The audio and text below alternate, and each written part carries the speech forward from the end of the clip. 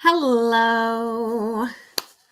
Hello and welcome to Book Club. If you're watching live, I hope that you will pop into the comments and let me know what you thought of week 11 of The Artist's Way. We are getting so close to the end, and I know that personally I can taste it. I'm really ready. I'm really ready for this book to be over. Have I said that yet? And if you're watching on the replay, thanks for being here too. You can, of course, pop into the comments too and say hello there as well. Hi, Donna. Okay, so we might as well just jump in. I have a couple thoughts beyond the vlog in case you're new here. We meet for book club. Normally book club is like once a month, but because this was a 12-week class, I decided to do it every single week. And so we've been meeting on Wednesdays. Hi, Nancy, to go ahead and talk about The Artist's Way. If you've read it, great. Pop in and let me know what you think. If you haven't, great. Pop in and let me know what you think about what we're talking about. So let's jump into the vlog. Hey, Carol. And here we go. 11, recovering a sense of autonomy. So it says here, this week we focus on our own artistic autonomy. We examine the ongoing ways in which we must nurture and accept ourselves as artists. We explore the behaviors that can strengthen our spiritual base and therefore our creative power. We take a special look at the ways in which success must be handled in order that we not sabotage our freedom. So I already like several things in this chapter. Some things that I noted and highlighted is to be an artist is to recognize the particular, to appreciate the peculiar, to allow a sense of play in your relationship to accepted standards, to ask the question, why? As an artist, my self-respect comes from doing the work. I must experiment with what works for me. That's the whole thing we've been talking about, the book as a buffet. I have to free myself from determining my value and the value of my work by my work's market value. Now, I don't know if I've changed or what, but I noticed that even though there's a lot of stuff that's like, the creator made us creative, our creativity is our gift from God, our use of it is our gift to God, blah, blah, blah, blah, blah, blah. I just ignore that part now. And so I'm really happy with the rest of it. So here's what I like about the assignments this week. I feel like they're pushing me to look back and think forward, which feels appropriate for week 11, right? We're almost at the end. Week 12 looms ahead, and it's the last week of the journey. So it feels like we're supposed to really go back, think about sort of where we were. You know, it refers back to week 4 several times, as well as sort of thinking about what we're going to do in the future. And that's something that I do all the time, like even in my classes, right? Look back at where you've been, look forward to where you're going, make a plan. Don't just sort of like end the book and it's like, okay, that's done. So I haven't done this exactly as Julia Cameron suggests. Surprise, surprise. But I've been setting up my wishes in the areas of health, possessions, leisure, relationships, creativity, career, and spirituality. It will not surprise you to know that I have lots of goals for health, lots of goals for leisure, lots of goals for relationships, creativity, career, but possessions and spirituality are both pretty blank for me. And I think that's really interesting. I mean, the spirituality is probably not surprising, but the possessions thing, I just can't think like, I don't understand what you're supposed to wish about. Are you supposed to wish for things, like things you want to have? Or are you supposed to wish that like things will, I don't understand. Also, maybe it's just like I'm not a thing person. Like I'd rather have experiences. So possessions to me is weird. Like, I mean, there are lots of things that are nice to have. Like there's a million art supplies if I had a shopping spree that I would go get, but I just don't know. Like maybe I'm just so lucky. I don't need anything. So here is what I have written down for possessions. Enough money that I never have to think about money. So in that vein, let's dream big. So I want a private jet. And then we happen to be, this seems so funny to say this, but we're saving up for a minivan. So I put minivan on the list. We also would like to do a renovation in our backyard. So that's another project that we're saving up for. So backyard renovation done. But I really think like the private jet, is way up at the top of the list. And then I said, I wasn't sure if this was career or not, but I said a teaching/exhibiting space. I mean, I do teach here in my studio, but I'm thinking like on a gram scale if money's no object. But I'm trying to think of what other, you know what? There's a set of Caran d'Ache, I'm probably saying that completely wrong because my French stinks, crayons that I have been obsessing about that I really want. Maybe I'll add that to the list too.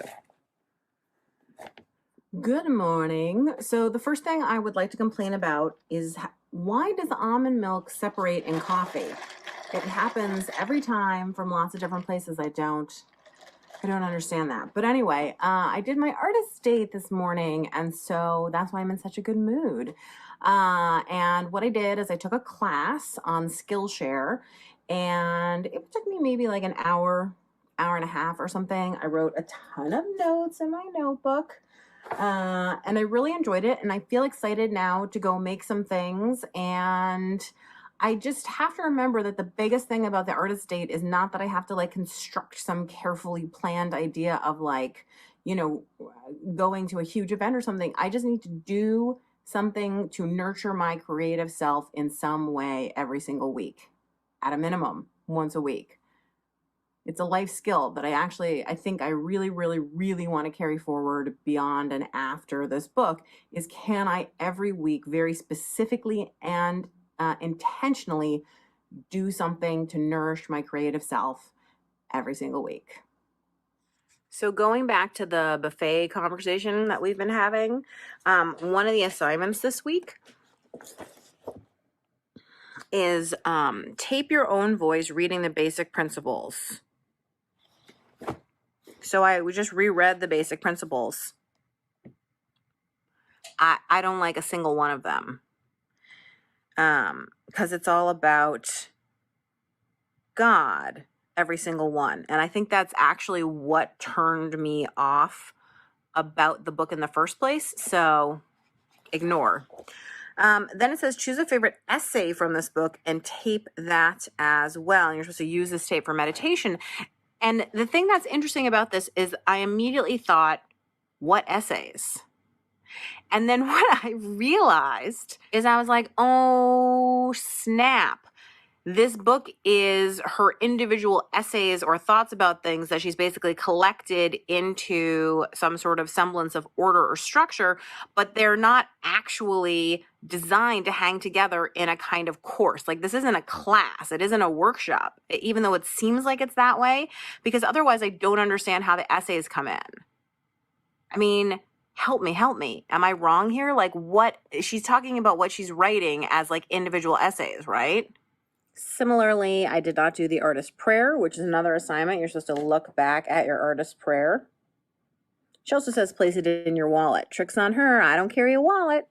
So let's check in. How many days this week did you do your morning pages? How was the experience for you? Have you recommended morning pages to anyone else? Why? I have not recommended morning pages to anyone. I mean, I suppose maybe this entire book club broadcast is a recommendation of morning pages on some level.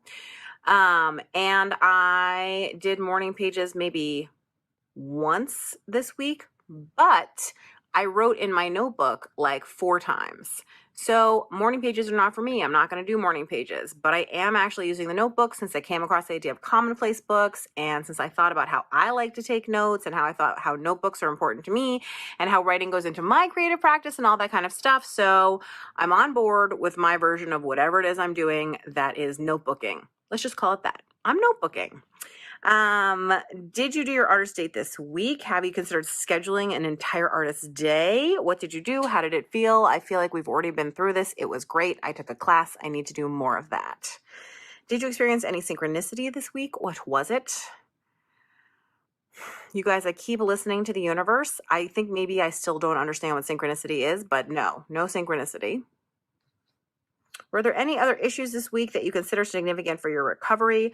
Discover them. I would say I am definitely in the senior slump. We're close to the end, you guys, and I feel the endness. Like, I'm just ready to be done. I'm glad I did it. I have some ideas about takeaways, but I'm going to read the last chapter.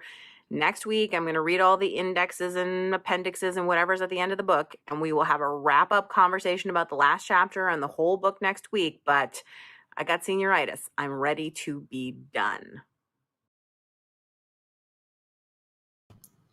Okay, so I don't know if anybody else is ready to be done. I have a couple more thoughts about this chapter and about some stuff in general, and then I'll get to your comments. So be sure to type in any of the thoughts you have. So the first is this morning, my son got up really early. He's been getting up at like 5:30 lately, which is killing all of us except for him. But anyway, so we had plenty of time before it was time to drop him off at preschool.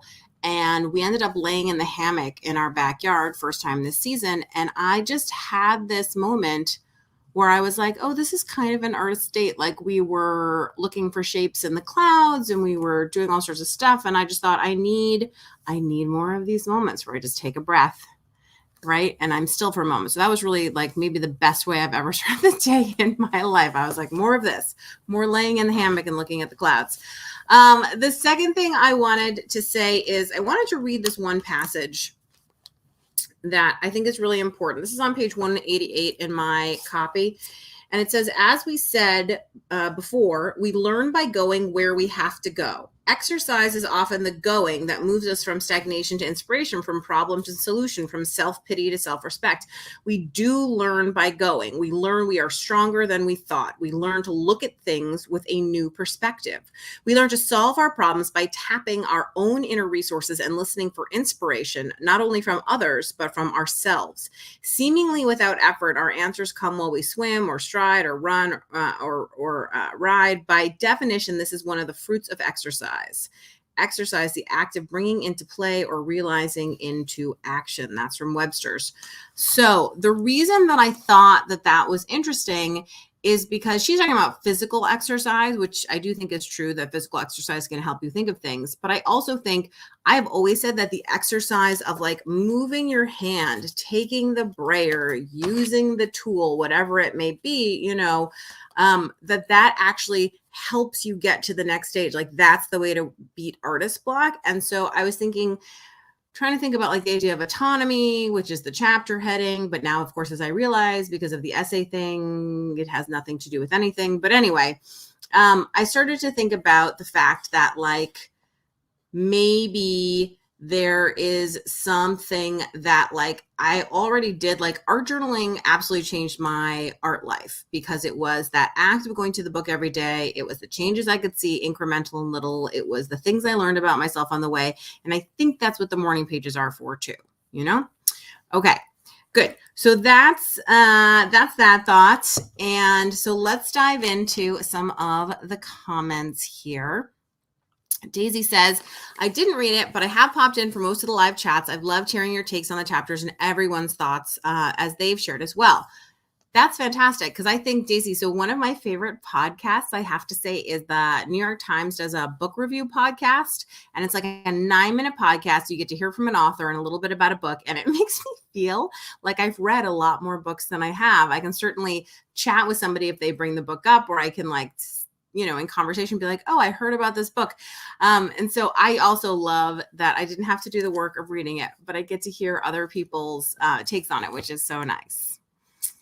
Sherry says, there's 1%. And I think what you're talking about is my idea that I want to take the artist day forward. And this whole concept I've had about if I can get 1% better, just 1% better, then all of this will have been worth it. And I think the artist states are worth it. So you're right. Absolutely, Sherry. Donna says, haha, so basically it is edited to become a book. No wonder it makes no sense as one chapter doesn't necessarily feed off the other. Got it. The editor tried. Yes. This I think was like a big realization for me this week because I was like, oh, the essays. These are individual essays on topics and they make sense completely as essays, and when it makes sense why there's repetition in them, it makes sense all sorts of stuff, and it makes sense why then the chapter headings don't correspond to anything. Got it, right?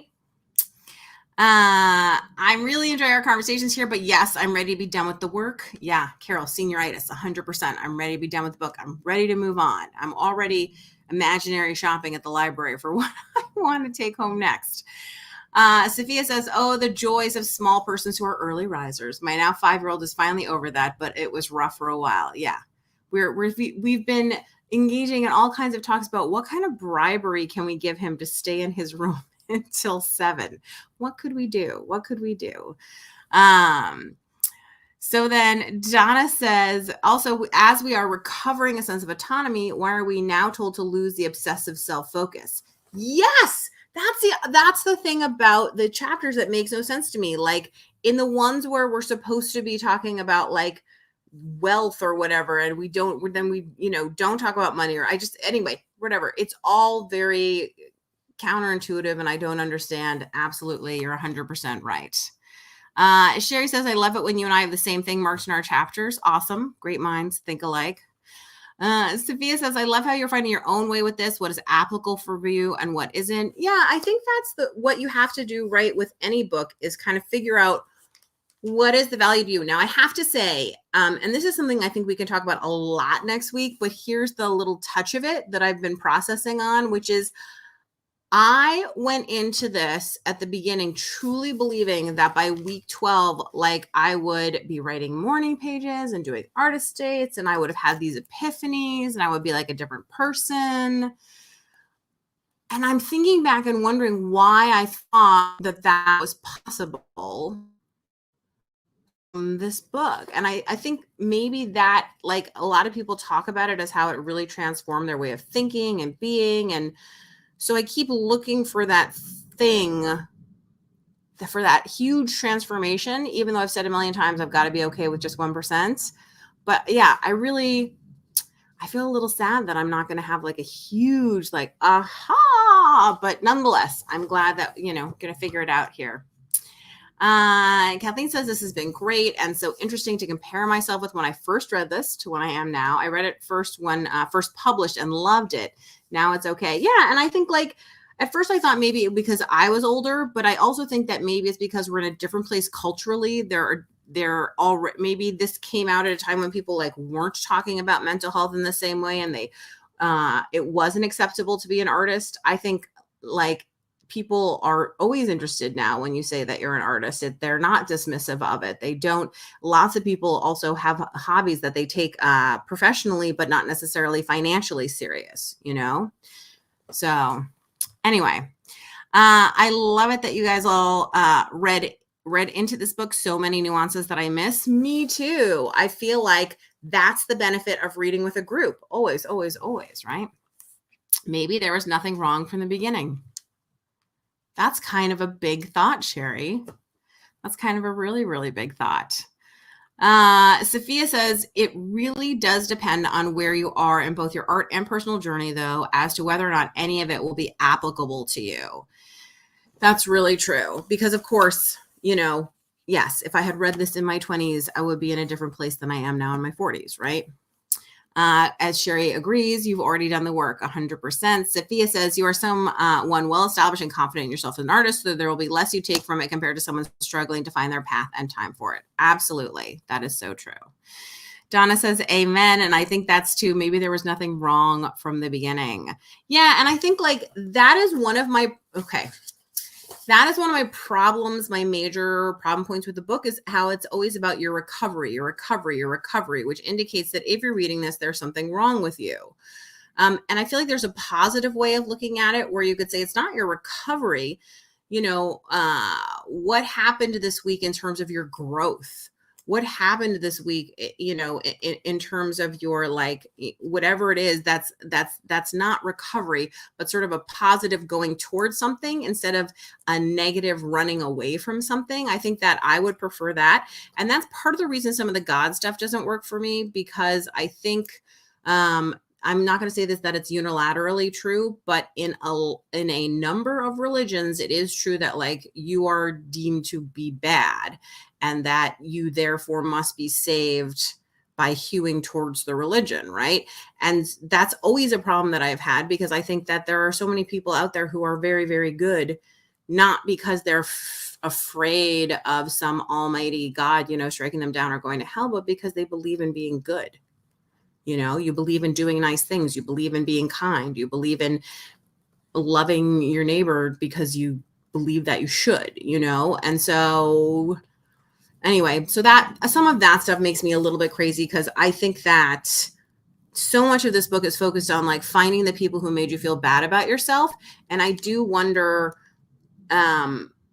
if that's really the way to attack the problem, I guess. So, and I think for me personally, like I have always wanted, I've never been someone who you could like scream at.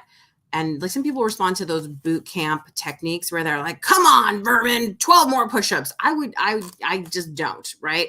I'm like, no. But if you're like, you can do it, Julie, come on, I can see it, then I'm all the way going to do those 12 last push-ups. And that's just my own personal motivation issues. So I don't know.